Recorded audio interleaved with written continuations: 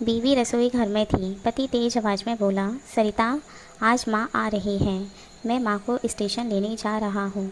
इतना सुनते ही सरिता ने माथा सलवटों से भरकर कहा, ले आओ। मैंने कब मना किया? तुम्हारी माँ लाओ या मत लाओ। मेरी माँ क्या तुम्हारी कुछ नहीं लगती? विवेक ने कहा। विवेक सरिता की आंखों से उनके हृदय को पड़ चुका था। गाड़ी की चाबी उठाकर बोला, देखो सरिता, माँ पिछली बार आंखों में आंसू लेकर गई थी।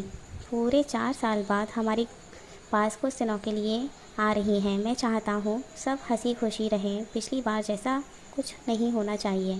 पिछली बार जैसा क्या? सरिता आवेश में आकर बोली, तुम्हें क्या लगता है गलती मेरी थी? तुम अपनी माँ की गलती क्यों बताओगे? तुम्हें अपनी माँ से अच्छा कोई लगता है दुनिया में? तुम्हें तो हमेशा मुझ में ही खोट नज़र आती है। तुम और तुम्हारा परिवार ही सही होता है। सारी कमियाँ मुझ में ही हैं बस। मैं इस दुनिया की सबसे बेकार बहू, बेकार पत्नी हूँ। विवेक बोला, सरिता, बेकार की बातें मत करो। मैं बस यही कह रहा हूँ, जितने दिन भी माँ यहाँ रहें, सभी लोग अच्छे से पेश आएँ। उनके पास बैठें, उन्हें समय दें। सरिता गुस्से से बोली, ठीक है स्वामी जी, मैं घर के सारे काम छोड़कर बच्चों की छुट्टी करवाकर 24 घंटे तुम्हारी माँ के पास बैठी रहूँगी, ताकि तुम्हारी माँ को कोई शिकायत ना हो। तुम पागल हो क्या? विवेक ने कहा। जो मैं समझाना चाहता हूँ तुम समझना ही नहीं चाहती। सरिता फिर बोली, मैं सब समझ रही हूँ। तुम जो समझाना चाहते हो, पिछली बार भी तुमने सारा लेक्चर मुझे ही दिया था। अपनी माँ से कुछ नहीं कहा। तुम हमारी परवाह ही कब करते हो? मैं और मेरे बच्चे जाएं भाड़ में। तुम्हें तो अपने परिवार वाले चाहिए। चाबी मेज़ पर फेंककर विवेक गुस्से से बोला, तो ये सब मैं किसके लिए कर रहा हूँ?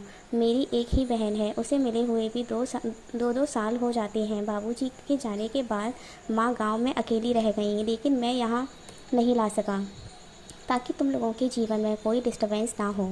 तुम कहती हो मुझे अपने परिवार वाले चाहिए। जिस बड़े भाई का हाथ थाम कर आया था, जिसने सब कुछ सिखाकर इस काबिल बनाया कि तुम लोगों का भरण पोषण बहुत अच्छे से कर रहा हूँ, उस भाई की मृत्यु के बाद कभी उनके बच्चों को 2 पैसे का सहारा नहीं दिया।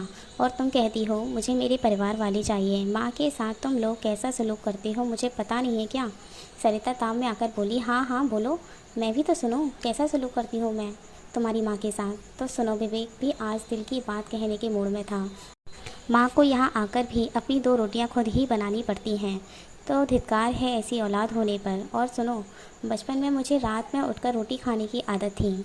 उसमें कभी ऐसा नहीं हुआ कि मैं रात में उठा और मुझे रोटी नहीं मिली।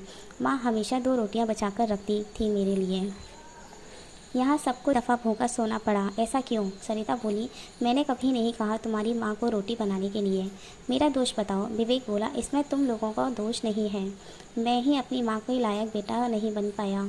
ये जो आज हमारे पास घर, गाड़ी, स्टेटस है, जिसकी तुम मालकिन बनी बैठी हो, ये सब उसी माँ के आशीर्वाद से है।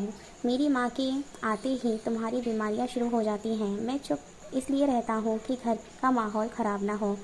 सरिता, आज पहली और अंतिम बार तुम्हें बता रहा हूँ, अगर इस बार माँ को कुछ भी दिक्कत हुई तो तुम वह विवेक दिखोगी जिससे तुम आज तक नहीं मिली। आज विवेक अपने मन में दबी टीस पूरी तरह से कह देना चाहता था। विवेक का पहली बार ऐसा रूप देखकर सरिता ने अब चुप्पी साध ली थी। माँ वहीं दरवाजे के पास खड़ी पहली बार अपने बेटे जिरह करती हुई सुन रही थी। माँ की आंखों में आंसुओं का समंदर उमड़ पड़ा था। माँ ने खुद को संभालते हुए दरवाज़ा खटखटाया तो देखा कि पूरे घर में अजीब सा सन्नाटा पसरा हुआ है। विवेक ने अपने विवेक से सब कुछ बदल कर रख दिया।